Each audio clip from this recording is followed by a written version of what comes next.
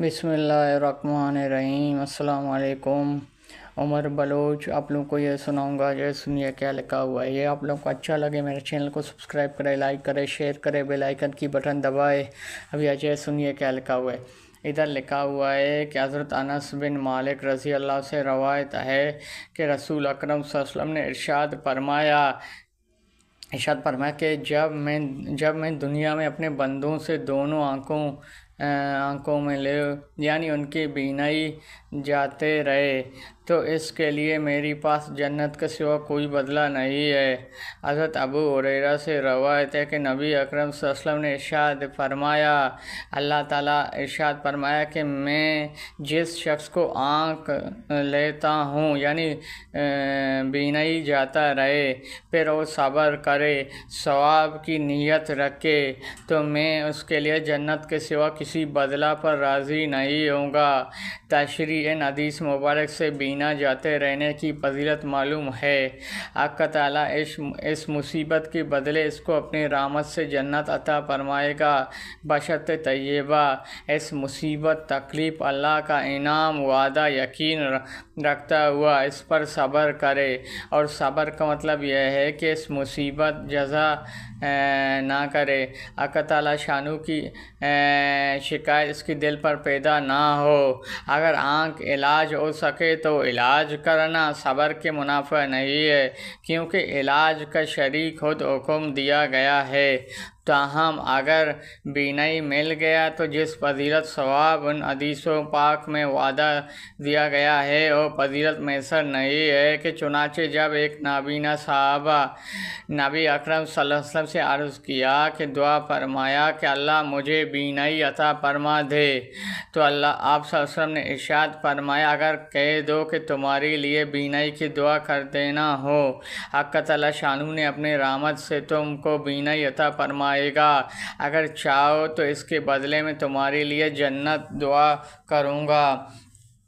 حضرت جابر رضی اللہ سے روایت ہے کہ رسول اکرم صلی اللہ علیہ وسلم نے ارشاد فرمایا کہ قیامت کے دن جب اہل مصیبت کا بدلہ عطا کیا جائے گا تو اہل عافیت جو مصیبت سے محفوظ رہے گا یہ آرزو رکھے کہ کاش دنیا ان کی چمک سے کاٹ دو ہو، اس کے بدلے میں یہ ثواب عطا کیا جائے۔ اس حدیث پاک میں اہل مصیبہ کے لیے بڑی تسلی ہے، ان معمولی مصیبت تکلیف جو انہیں دنیا میں پہنچ رہا ہے انہیں آخرت میں ایسی اجر عطا کیا جائے۔ اہل عافیت کو ان پر شک آئے یہاں تو شخص قابل رشک سمجھ جاتا ہے جو ہر عافیت سے ہو، لیکن قیامت کے دن اس کے برعکس وہ لائق رش ہوگا جو دنیا میں مبتلا مصیبہ رہے۔ یہی ذکر کر دینا ضروری ہے، گویا مصیبہ اپنے اجر و ثواب لطف سے اللہ کی بہت بڑی نعمت ہے، مگر ہمیں یہ حکم نہیں ہے کہ اسے خود اللہ تعالیٰ سے مصیبت کی دعا کرے۔ اللہ تعالیٰ ہمیں ہمیشہ عافیت ہی کی دعا کرنا چاہیے۔ عافیت بھی اللہ کی نعمت ہے۔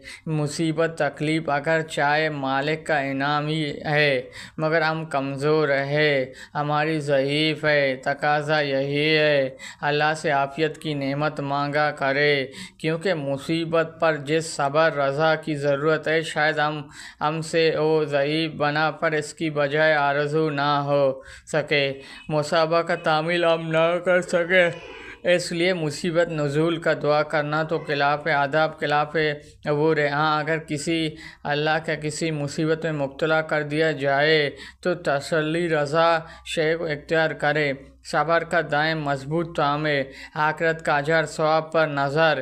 یہی سے یہ معلوم ہوا کہ کسی نازل شدہ تکلیف مصیبت دفع کرنے کی تعبیر کرنا، حق تعالیٰ شانو اس کی دعا کرنا صبر اور رضا کی منافع نہیں بلکہ یہ دونوں چیز جمع ہو سکتا ہے۔ حضرت ابو ہریرہ سے روایت ہے کہ رسول اکرم صلی اللہ علیہ وسلم نے ارشاد فرمایا کہ جو شخص بھی مرتا ہے خود نیک ہو یا بد اسے ندامت ضرور ہو۔ صحابہ نے عرض کیا یا رسول اللہ اسے ندامت کس بات کی ہوتا ہے؟ فرمایا اگر نیک ہو تو اسے یہ ندامت ہوتا ہے اس نے اپنی نیکی میں اضافہ کیوں نہ کر دیا۔ اگر برا ہو تو اسے یہ نظامت ہوا کہ برائی سے کیوں باز نہ آ گیا۔ مرنے کے بعد نیک آدمی کو افسوس ہوگا، کاش اس دنیا میں جو دارالعمل زیادہ سے زیادہ نیکی سمیٹ لیا ہوتے، اور بری آدمیوں کو افسوس ہوگا کہ کاش وہ ان بری سے باز آ جائے، افسوس کہ ان برائیوں کی تلافی کا موقع جاتے رہے۔ حدیث پاک کی دعوت یہ ہے کہ آدمی کو اس کی زندگی کا ایک لمبے غنیمت سمجھنا چاہیے۔ اگر اللہ نے اطاعت کی توفیق عطا فرمایا تو زیادہ سے زیادہ سرمایہ آخرت جمع کرنا چاہیے۔ خدا واسطہ برائیوں سے مبتلا ہو تو اسے عوش کا ناخن لینا چاہیے اور اپنے نام اعمال کو سیاہ کرنے سے باز آنا چاہیے۔ جو کچھ اب تک کر چکا ہے اس کے تلافی کر کی فکر کرنا چاہیے، کیونکہ آنکھ بند ہوتے وقت آج سے جاتے رہے گا، پھر نہ کسی نیکی میں اضافہ کر سکتا ہے اور نہ کسی برائی کا تذکرہ پر گنجائش ہے۔ حضرت ابو ہریرہ رضی اللہ سے روایت ہے کہ رسول اکرم صلی اللہ علیہ وسلم نے ارشاد فرمایا، آخر زمانے میں کچھ لوگ ظاہر تو ہوں گے جو دین کی اہلوں سے دنیا کی بطریوں کیا لوگوں کے سامنے اپنے زائد کا اظہار کرنے کی غرض سے بھیڑیوں کی کھال کا لباس پہن کر نرمی کی وجہ سے ان کی زبان تو شکر سے زیادہ شیرین ہوگا اور ان کی دل بھیڑیوں کی دل ہوگا۔ اللہ تعالیٰ نے فرمایا، کیا تم میری وجہ سے غرور ہو، بلکہ کیا مجھ پر جرأت کرتے ہو؟ پس مجھے اپنی ذات کی قسم، میں ان لوگوں پر انہیں کی آتوں پر ایسی فتنہ کھڑا کروں گا جو ان کی دانشوں کو بھی حیران کر دے گا۔ عبداللہ بن عمر سے روایت ہے کہ نبی اکرم صلی اللہ علیہ وسلم نے ارشاد فرمایا کہ اللہ تعالیٰ فرمایا کہ میں ایسی لوگوں کو پیدا کیا ہے جن کی زبان شہد سے زیادہ شیرین ہے اور جن کے دل ایون سے زیادہ کڑوا ہے۔ پس میں اپنی ذات کی قسم کھاتا ہوں کہ ان کو ایسی فتنہ میں ڈالوں گا جو ان کی دانش مندوں کو بھی حیران کر دے گا، کیونکہ یہ لوگ میری وجہ سے غرور رہے بلکہ مجھ پر جرأت کرتے۔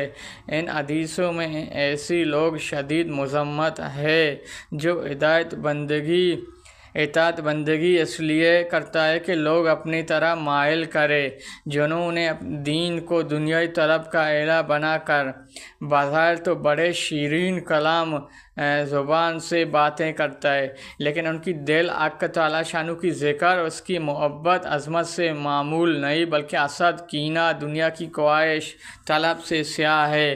یہ لوگ صرف اللہ تعالیٰ کی علم سے دھوکہ میں ہے بلکہ اللہ تعالیٰ کے مقابلے میں ہے، اپنے عمل پر ندامت پشیمان نہیں بلکہ اسے ہیرا کمال سمجھتا ہے۔ حق تعالیٰ شانہ فرمایا کہ انہیں ایسی فتنہ میں ڈالوں گا جس سے وہ نکلنے کی تعبیر ان سے بھی نہ بن پڑے گا اور ان کے ذہن ہوشیار لوگ بھی حیران ہوں گے۔ یہ آپ لوگ کو کیسے لگا؟ اچھا لگا میرا چینل کو سبسکرائب کرے، لائک کرے، شیئر کرے، بیل آئیکن کی بٹن دبائے۔ یہ دنیا جگہ جی لگانے کی دنیا نہیں ہے، یہ عبرت کی جائے تماشا نہیں ہے۔ یہ آپ لوگوں کو کیسے لگا؟ اچھا لگا میرا چینل کو سبسکرائب کرے، لائک کرے، شیئر کرے، بیل آئیکن کی بٹن دبائے۔ ابھی مجھے اجازت دیجیے، اللہ حافظ۔